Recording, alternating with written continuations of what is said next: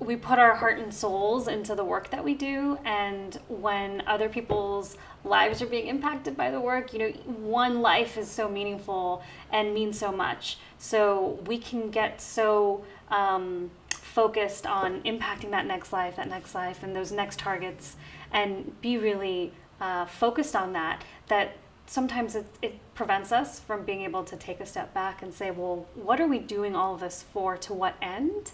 And how are we making sure that all that hard work and that effort is maximizing the number of people that can actually benefit from it?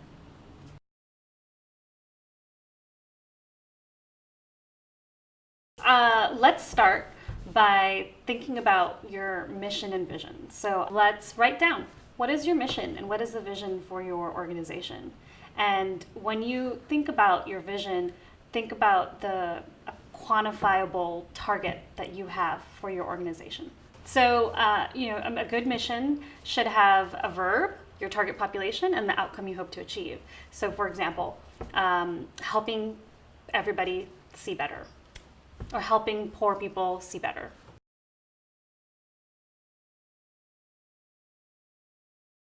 So your mission is bigger than your organization. It's what the space in which you're operating in.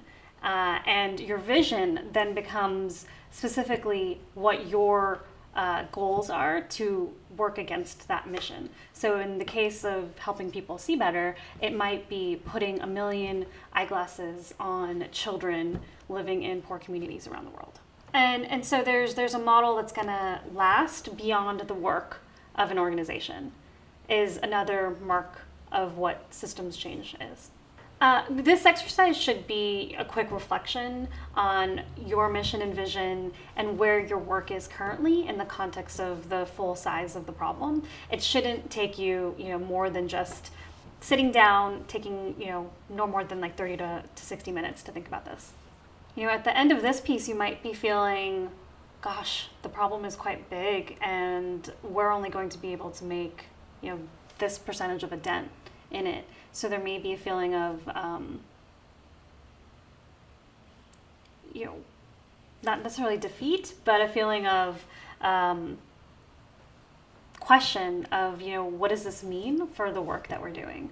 And in other cases, you might feel like, yep, this is all easy. I can answer these questions and this makes sense, and I'm happy to continue to push down this path to the scale that I've set for myself as an organization. Generally, we do see people when they go through this exercise feeling like, gosh, the size of the problem is quite big. I want to get closer to that outer star. How do I do that? What can I do? How do I start to think about it?